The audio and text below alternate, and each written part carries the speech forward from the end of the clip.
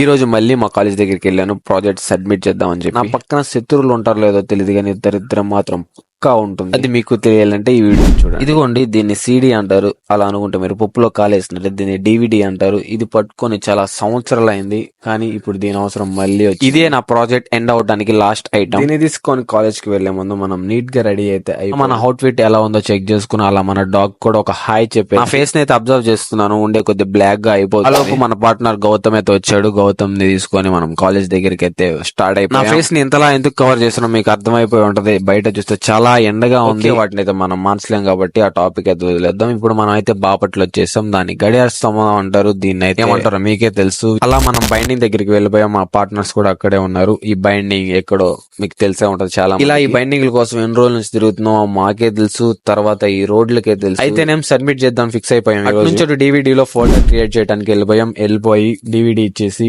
Folder కూడా create చేయించేసేసి ఇంకా మిగిలింది కాలేజ్ లో సబ్మిట్ చేయడం. ట్విస్ట్ ఏంటంటే మీకు స్టార్టింగ్ లోనే చెప్పే దరిద్రం అని నేనుంటే దరిద్రం. ఎందుకంటే నేను ఎక్కడ ఏం చేసినా దరిద్రం నా పక్కనే ఉంది. ఇందాక సిడి చేపించిన దగ్గర అయినా సరే అండ్ బైండింగ్ చేపించిన దగ్గర అయినా చాలా మిస్టేక్స్ అయితే అయినాయి. అది కూడా నాకు ఒక్కడికే అయినాయి. బట్ ఆ ప్రాబ్లమ్స్ అన్ని సాల్వ్ అయినాయి అంటే అవి మా ఫ్రెండ్స్ వాళ్ళే. కాలేజ్ వైపు వెళ్తుంటే ఫ్యాకల్టీ లేరని చెప్పారు. అటు నుంచి అటు ఇంటికి అయితే వెళ్ళిపోయాం. బ్యాక్ టు హోమ్ ఉందని చెప్పేసి వెళ్లే దారిలో ఈపూర్ సిటీ అంటే ఈపూర్పాలెం మధ్యలో ఒక డ్రింక్ అయితే తాగేసి తో బ్యాక్ టు హోమ్ కి అయితే వచ్చేసాం. నెక్స్ట్ వీడియోలో మళ్ళీ కలుసుకుందాం. బై.